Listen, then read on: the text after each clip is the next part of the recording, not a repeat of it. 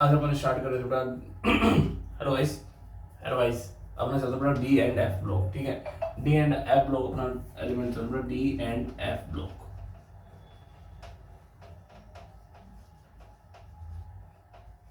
बेटा last class में मैंने आपको आयोनाइजेशन एनर्जी निकालनी सिखा दी थी। आयोनाइजेशन एनर्जी आपको शायद आ भी गई होगी। ठीक है, आज अपन स्टार्ट करेंगे बेटा एटॉमिक रेडियस में। थोड़ा बहुत आपको शायद पहले थोड़ा आइडिया दे चुका हूँ और थोड़ा सा और आइडिया देता हूँ एटॉमिक रेडियस का। यहां से मैंने एक दो क्वेश्चन और देखे भी। एटॉमिक रेडियस यहां से किस किस टाइप के क्वेश्चन बन सकते हैं देखना बेटा। देखो पहले तो यहाँ पर बेटा 3D 4D 5D और यहाँ पे 6D एलिमेंट भी आते हैं। ठीक है, 3D में जानते हैं कौन कौन से होते हैं। 3D वही सचिन टाइप करें, 3D में बेटा वही सचिन टाइप करे मैन, फिर कोनी क्यू जने। अब बेटा इसके नीचे आ रहा है, ठीक है, स्केला टाइजर हाफ वी नबता कर मूव मैन टेक रिस्क फेरू अस कोरियर निकल पड़ के पटी क्यों आगे आऊं जंग कद होगी होगी। ठीक है ना। अरे वो होता क्या नाम था कि इसमें लेफ्ट टू राइट जानते हैं, लेफ्ट टू राइट जाने पे पीरियड में साइज घटती है। तो बेटा मैंने आपको बोलता लेफ्ट टू राइट पीरियड में ऐसे सचिन टाइप करे मैन, फिर कोहली एक वर्ड है ऐसे कोनी और बेटा फिर क्यू जले। इधर लेफ्ट राइट पहले साइज घटती घटती घटती घटती फिर बराबर होती है, फिर बेटा साइज बढ़ने लगती है। टॉप टू बॉटम जैसे लेफ्ट राइट साइज घट रही है डिक्रीज हो रही है, ऐसे टॉप टू बॉटम बेटा साइज इंक्रीज होती है बेटा। 3D से बड़ी 4D होती है और 4D से बड़ी 5D होती है बेटा। आप ये रखना जनरली जनरली जनरली 3D से बड़ी 4D सेल होती है क्योंकि सेल नंबर बढ़ जाते हैं। 4D से बड़ी 5D सेल होती है। 5D सेल्स में जो ऑर्बिटल्स होते हैं वो होते हैं, उनकी साइज बड़ी होती है। अब लेकिन पता है अब ऐसे टाइगर ये 3D में आ रहा है टाइगर ऑफ, ये टाइटेनियम के बाद जिरकोनियम की साइज हाइट बड़ी होनी चाहिए, बट जिरकोनियम के बाद बेटा वो इनकी साइज लगभग सेम होती है। आपको याद नहीं है 4D और 5D मतलब कि इनमें तो जो यहाँ के ऊपर इसका एटॉमिक होता है 57 और इसका होता है 72। जो 58 से 71 तक एलिमेंट थे ना उसमें क्या होता है पता है, उसमें F ब्लॉक एलिमेंट आते हैं और F ब्लॉक आने की वजह से बेटा इनमें लैंथेनॉइड कॉन्ट्रैक्शन हो जाता है जिससे इनकी साइज कम हो जाती है या बराबर से हो जाती है लगभग। जिरकोनियम से होमनियम तक जाने में बेटा साइज बढ़नी चाहिए थी लेकिन बढ़ती नहीं है। इधर से बढ़ती है मतलब कि आपको क्या रखना है बेटा, अगर हम इसके अगर स्कैंडियम वाली सीरीज में रखें तो नीचे टॉप टू बॉटम जाने पे साइज बढ़ती है, लेकिन और जितने भी टी ब्लॉक एलिमेंट 3D से 4D बढ़ेगी लेकिन 4D 5D बराबर होगी। 3D से 4D बढ़ेगी 4D 5D सेम होगी, 3D से 4D बढ़ेगी 4D 5D सेम होगी, 3D से 4D बढ़ेगी 5D 5D सेम होगी, 3D से 4D बढ़ेगी सेम होगी बढ़ेगी सेम होगी बढ़ेगी सेम होगी बढ़ेगी सेम होगी। 4D और 5D एलिमेंट्स की बेटा साइज लगभग सेम होती है। क्यों होती है उसका रीजन क्या होता है आइए जाने।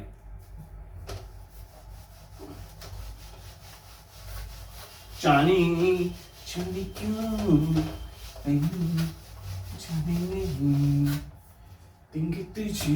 देखो इसके ला ला ला और टाइजर हाफ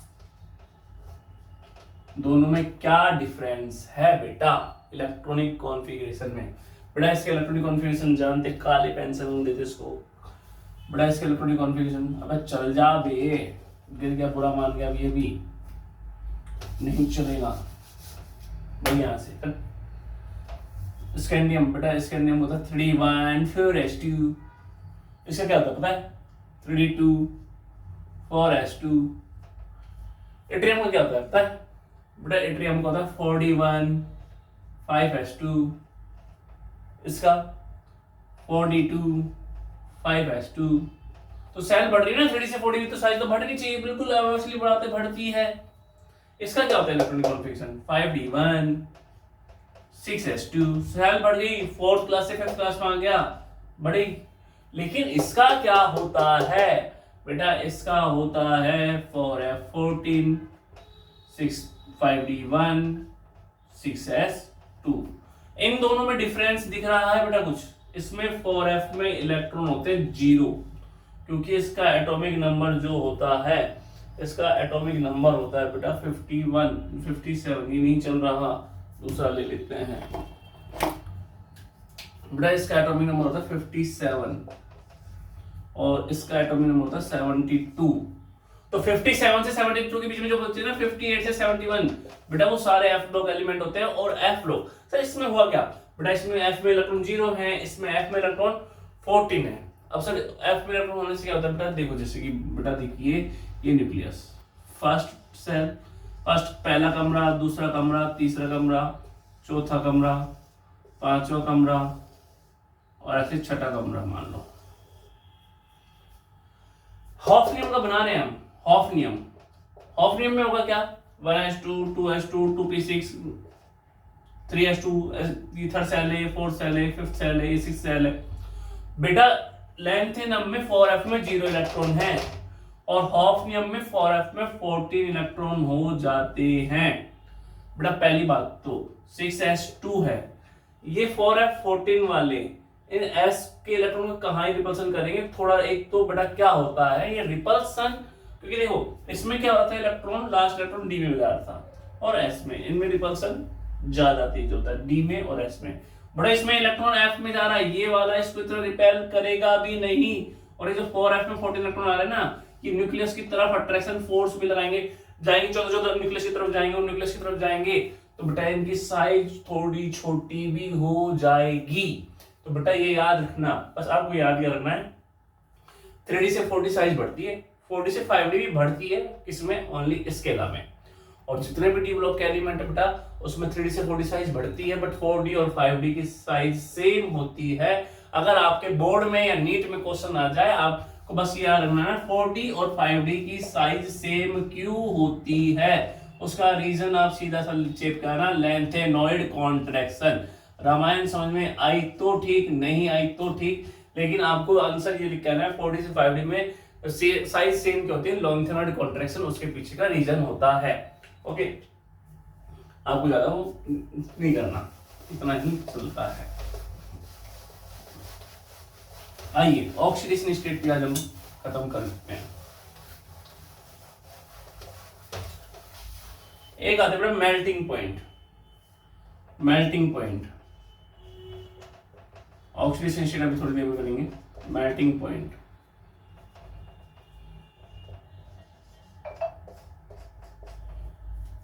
मेल्टिंग पॉइंट जानते हैं, मेल्टिंग पॉइंट बोल दे या बेटा एटमाइजेशन एनर्जी बोल दे,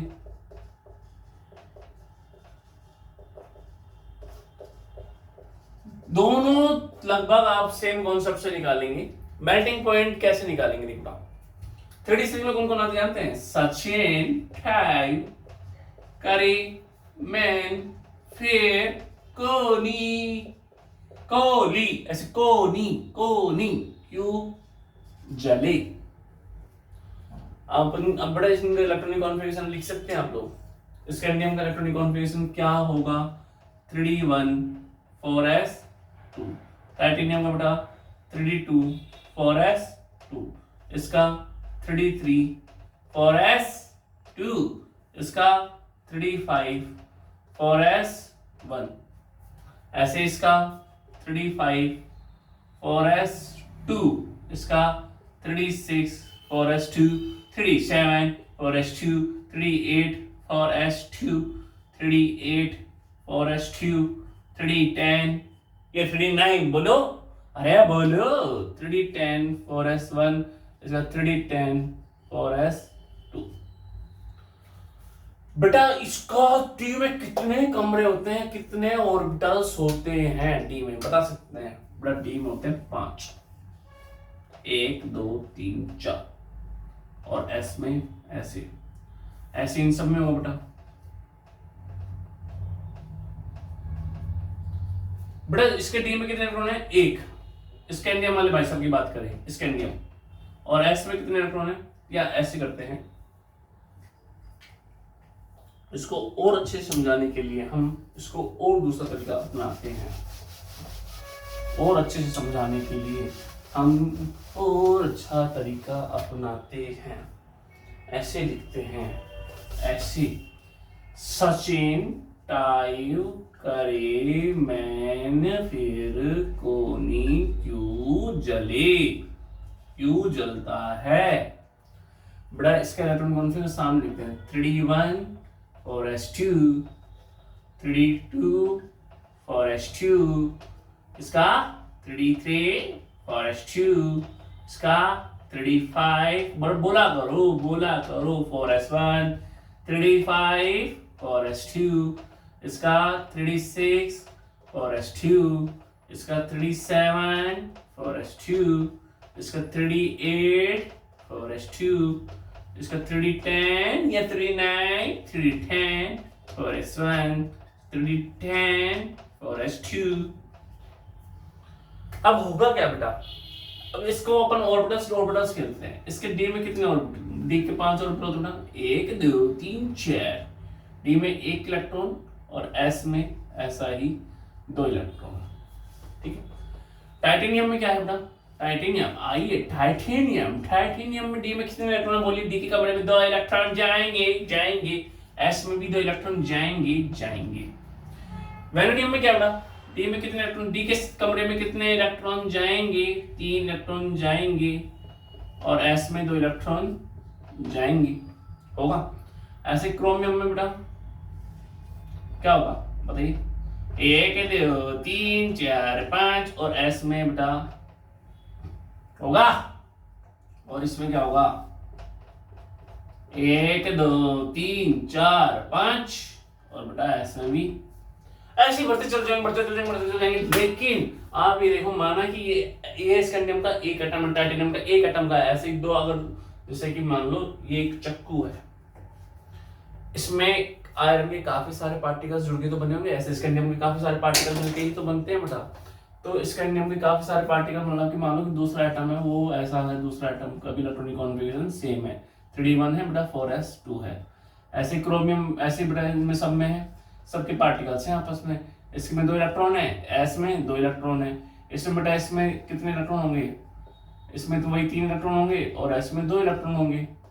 ऐसे बेटा इसमें होगा, इसमें इसके 5 इलेक्ट्रॉन होंगे, और इसमें एस में 1 इलेक्ट्रॉन होगा, और इसमें बेटा 1 2 3 4 5, और ये बेटा होगा। ठीक है। अब देखो बेटा, अगर ये एक स्कैंडियम का 1 एटम है, ये स्कैंडियम का दूसरा एटम है, ऐसे ये मैंगनीज का 1 एटम है और ये मैंगनीज का दूसरा एटम है। स्कैंडियम एटम अगर आपस में पास आ रहे होंगे, कितने बॉन्ड बन रहे होंगे? स्कैंडियम के साथ दोस्ती, इलेक्ट्रॉन अनपेयर्ड दोस्ती कर रहा होगा, बॉन्ड बन रहा होगा। इसमें कितने बॉन्ड बन रहे होंगे बेटा? अनपेयर्ड और अनपेयर्ड आपस में टकरा रहे होंगे। क्या स्कैंडियम की तुलना में टाइटेनियम में बॉन्डिंग ज्यादा हो रही है, नहीं हो रही है? बोलिए। उसमें ये बॉन्ड बन रहा था, इसमें 2 बॉन्ड बन रहे हैं, अनपेयर्ड इलेक्ट्रॉन आपस में पास मिलते हैं, ओवरलैपिंग करते हैं। इसमें कितने बॉन्ड बन पा रहे हो बेटा? 1 2 और 3। इसमें एक ही दोस्ती कर पा रहे थे, इसमें 2 दोस्ती कर पा रहे हैं, इसमें 3 दोस्त बना पा रहे हैं या नहीं? और जितनी ज्यादा दोस्ती होती है बॉन्डिंग, क्रोमियम में देखिए बेटा, क्रोमियम में 1 2 3 ये 4 ये 5। क्रोमियम का 1 एटम और क्रोमियम के दूसरा एटम, और ऐसे एस, कितनी सारी बॉन्डिंग हो गई। स्कैंडियम में तोड़ने में 1 बॉन्ड को एनर्जी देनी पड़ रही है, इसमें कितने बॉन्ड तोड़ रहे हैं? 2, इसमें 3, इसमें 6। बेटा जिसमें जितनी ज्यादा एनर्जी देनी पड़ती है उसको मेल्टिंग पॉइंट है क्या? किसी चीज को पिलाने के लिए कितनी ज्यादा एनर्जी आप दे रहे हैं? तो बताइए ना, स्कैंडियम और क्रोमियम में अगर आपसे बोला जाए कि किसको ज्यादा पिलाने में एनर्जी ज्यादा देनी पड़ेगी, तो क्रोमियम का एटम ज्यादा पास है या नहीं? और ज्यादा जब पास है तो बेटा मेल्टिंग पॉइंट हाईएस्ट होगा। बेटा मैंगनीज है ना, ये D5S2 और D5S2 है बेटा। ये हाफ फिल्ड है, ये मैग्नीज का हट, ऐसे दोस्ती नहीं करनी बे, मैं खुद अपने आप में स्टेबल है ये। तो बेटा मैग्नीज है ना दूसरे मैग्नीज के एटम से बॉन्ड ही नहीं बनाता। ऐसी जो जिंक वाली फैमिली है ना बेटा, जंग कद होगी बेटा, इनका भी D10 और S2 इलेक्ट्रॉनिक कॉन्फ़िगरेशन होता है। फुली फिल्ड है, मतलब फुली फिल्ड वाला है। जिंक दूसरे के साथ दोस्ती नहीं करना चाहिए, छी तेरे से दोस्ती करूंगा बे मैं, मेरा भी फुली फिल्ड तेरा भी फुली फिल्ड। तो बेटा पहली बात, जिनका हाफ फिल्ड या फुली फिल्ड इलेक्ट्रॉनिक कॉन्फ़िगरेशन होता है उनका बेटा मेल्टिंग पॉइंट लो होता है। तो बेटा जैसे कि जिंक मैग्नीज का और जंग कद होगी बेटा, इनका मेल्टिंग पॉइंट लो होगा ही होगा। आपसे बेटा एक बार क्वेश्चन आया था नीट में भी, क्या नाम से, किसकी एटॉमाइजेशन एनर्जी कम होगी बेटा, इन चारों, scandium, titanium, vanadium, chromium, manganese. अब मैग्नीज कोई दोस्ती नहीं बना रहा, ये मैग्नीज और मैग्नीज आपस में जुड़ रहे हैं तो इनको तोड़ने में एनर्जी देनी पड़ेगी नहीं ना। तो बेटा आपके काम की चीज क्या है, एक तो अभी तक हमने जितना देखा सबसे ज्यादा बॉन्डिंग किसमें बन रही है, मेरे हिसाब से क्रोमियम में, है ना। और आगे देखेंगे ना बेटा, आगे बॉन्डिंग कम होने लग जाएगी। सर क्यों? देखो आगे बॉन्डिंग कम क्यों होने लग जाएगी, जैसे कि अगर आप इसको देखेंगे निकल को, D8 है, 2 4 6, ऐसे निकल का एक एटम है और ऐसे निकल का दूसरा एटम बेटा, 2 4 6 8, अबे 8 क्या बना रहा हूं मैं, 2 4 6 7 8 बेटा, ये निकल का एक एटम और ये निकल का दूसरा एटम, कितने बॉन्ड बना पा रहे होंगे, पेयर्ड नहीं करते आपस में दोस्ती, अनपेयर्ड करते हैं। निकल के इस एटम में कितने लोग अनपेयर्ड है, शायद ये अनपेयर्ड है, ये अनपेयर्ड है, ये अनपेयर्ड है। खाली खाली लोग भी तो मिलेंगे यार आपस में, जुड़े जुड़े थोड़ी ना मिलेंगे। क्रोमियम में बेटा अभी तक ज्यादा लोग सिंगल थे मैग्नीज में भी सिंगल, लेकिन वो अपने आप में खुश है। मतलब एक होता है कि सिंगल तड़प रहे हैं मिलने के लिए, और एक होता है कि हम अपने में खुश हैं। मैग्नीज वाले अपने में ही खुश हैं, वो किसी दोस्ती ही नहीं करते। बेटा निकल वाले में भी सिंगल, लेकिन धीरे धीरे आप देखेंगे ना बेटा, अनपेड इलेक्ट्रॉन कम होते जाते हैं, और अनपेड इलेक्ट्रॉन कम होते जाएंगे ना तो बेटा बॉन्डिंग कम होती जाएगी। मेल्टिंग पॉइंट से क्वेश्चंस कहाँ से क्या बनते हैं मैं आपको वो पॉइंट लिखा देता हूँ, जो काम की चीज है कि हाँ सर काम की चीज बता दो जो हमारे बोर्ड में आ सकती है या नीट में आ सकती है। पहली बात तो बेटा मैग्नीज का और बेटा जिंक कद होगी, इनका बेटा मेल्टिंग पॉइंट क्या होता है, लो होता है बेटा, बहुत ही कम होता है, चिन्नू उन्नू सा होता है। क्यों होता है? क्योंकि बेटा ये हाफ फिल्ड और फुली फिल्ड है, हाफ फिल्ड इलेक्ट्रॉनिक कॉन्फ़िगरेशन है या फुली फिल्ड इलेक्ट्रॉनिक कॉन्फ़िगरेशन है। जैसे कि बेटा जिंक का है, जिंक का फुली फिल्ड है, D10S2 है बेटा, डी में पूरे इलेक्ट्रॉन भरे पड़े हैं, और बेटा हाफ फिल्ड मैग्नीज का है, मैग्नीज का D5S2 है।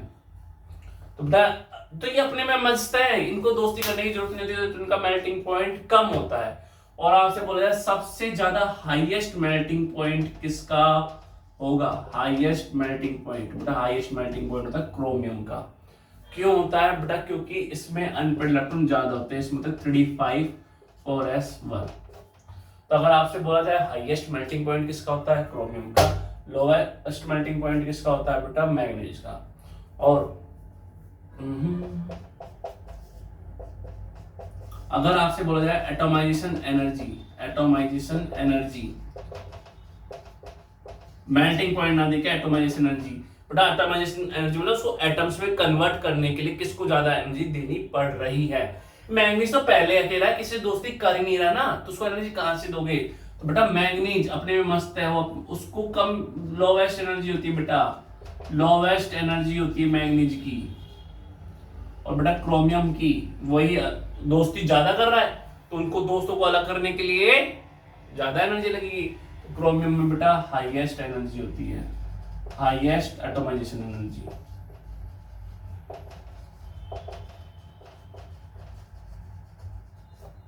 ठीक है, बाय।